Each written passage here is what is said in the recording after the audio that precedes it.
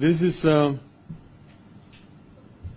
statement regarding the proceedings which are going on in Parliament about IEBC commissioners.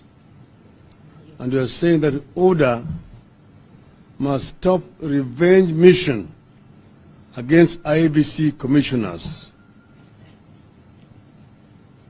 When the Supreme Court made this contemptuous ruling on the 2022 presidential election, we said we strongly disagreed, but accepted it in the interest of furthering the rule of law, stability, and healing of our nation.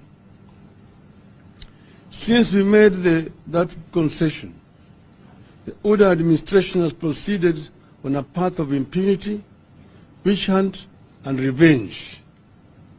Their target has been the institutions and individuals the regime thinks did not dance enough to its tunes during the campaigns. The regime has also targeted those it believes it cannot trust to dance to the order's tune in 2027 elections. The Directorate of Criminal Investigations and Mr. George Kinoti were among the first victims.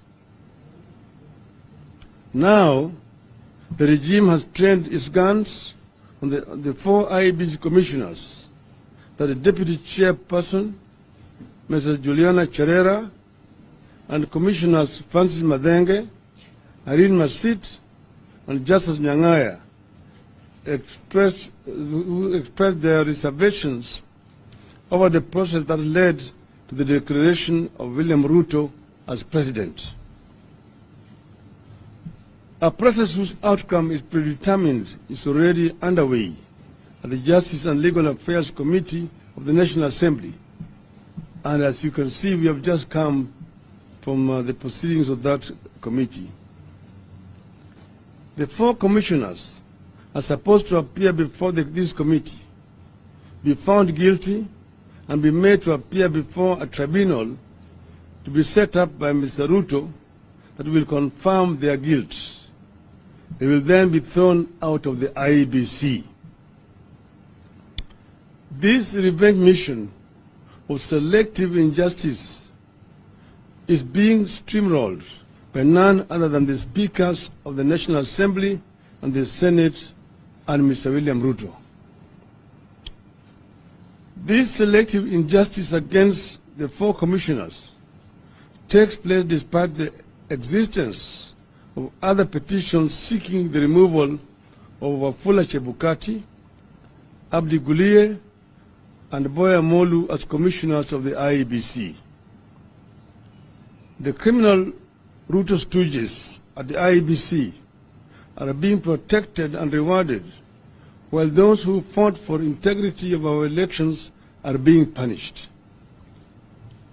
A petition by Mr. Milton Nyakundi Oriku, dated 19th September 2022, against the 3, that is Chebukati, Gulie, and Molu, was received at the main records unit of the Senate on the 28th of September 2022. To date, it has not been tabled before the Senate. Another petition, dated 17th October 2022, was received at the National Assembly's main records unit on the 25th of October 2022. To date, that petition has also not been brought before the National Assembly, even as the same institution begins to grill Mr. Cherera and her colleagues. Since the conclusion of the 2022 election cycle, we have done our best to give Ruto time and space to heal and unite our land. We have given so much space that a section of Kenyans think we have given up the fight. Unfortunately, Ruto too seems to think that we have surrendered.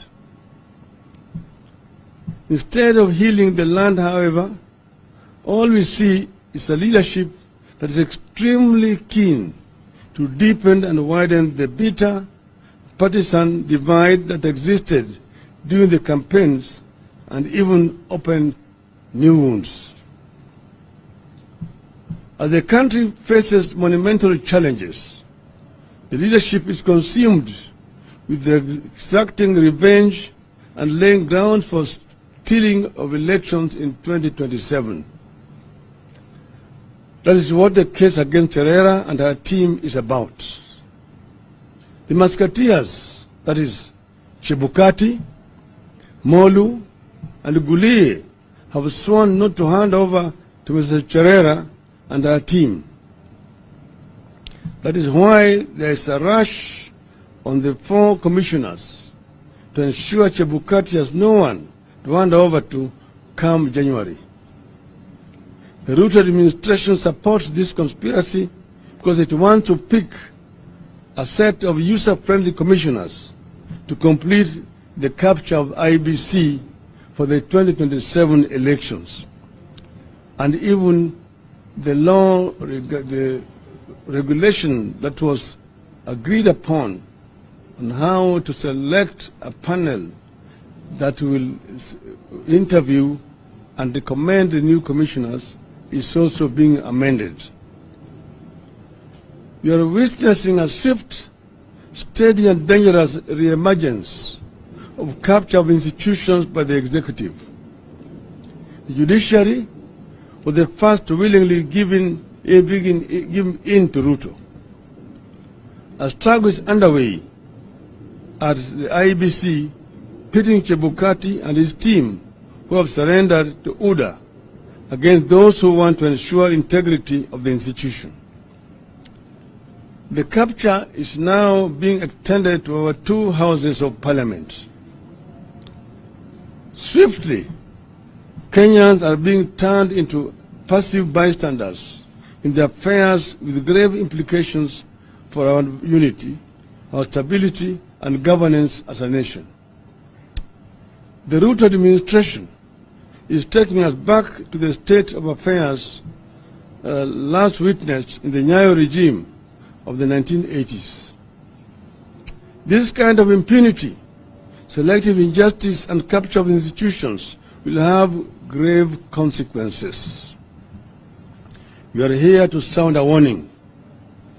No one should lie to this regime that we will sit back and watch a return of the Nyayo regime by another name.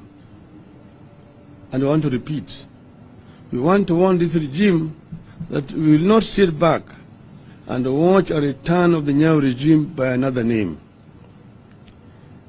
If deepening and widening the divisions among Kenyans is what the UDA regime wants, we will only be too happy to help them along that path.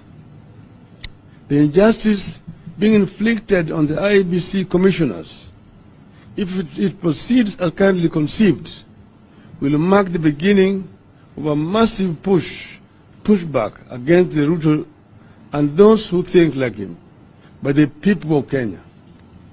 We will openly and robustly lead that pushback. We call on our houses of parliament to be guarantors of the rule of law and justice in the country and stop being enablers of the constitutional revenge mission they have been deployed on against the 4 commissioners. The mission the National Assembly is on is actually unconstitutional. Article 259 of our constitution states, a member of a commission or the holder of an independent office is not liable for anything done in good faith in the performance of a function of that office. I want to repeat. A member of a commission or other holder of an independent office is not liable for anything done in good faith in the performance of a function of the office. Unquote. By summoning these commissioners, Parliament is usurping the role of a tribunal. They are trying to prejudice whatever tribunal could be formed. Parliament's role must be limited to summoning the petitioners and deciding whether the issues raised warrant the setting up of a tribunal. In any case, the conduct of the commission was part of the election petition. None of the commissioners was found to have committed any offense. Only Chebukati was found to have acted unilaterally. This probe is therefore politically motivated. It is a continuation of the witch hunt mission that Ruto is on. It will turn into a nasty partisan fight at a time we need to unify the country and tackle our problems. In fact, we advise the commissioners to boycott it in the interest of constitutionalism and rule of law. This country wants to move on. UDA must allow it to move on. With all the problems Kenyans are going through, a focus on punishing 4 commissioners who did not agree with their chairman is trivial, vindictive, and vile. It must stop. It will not end well. End of the statement. Thank you. Now, I have with me here my other colleagues, and I want to invite them to say a few words, because we are dealing with a very monumental issue, a matter of grave national importance. Where we are standing on a precipice. And as I've mentioned in my statement, Kenyans will not take this lying down. Maybe you want to start with Professor. I thought the thing was so good you didn't want anything. I really don't have much to add to what His Excellency the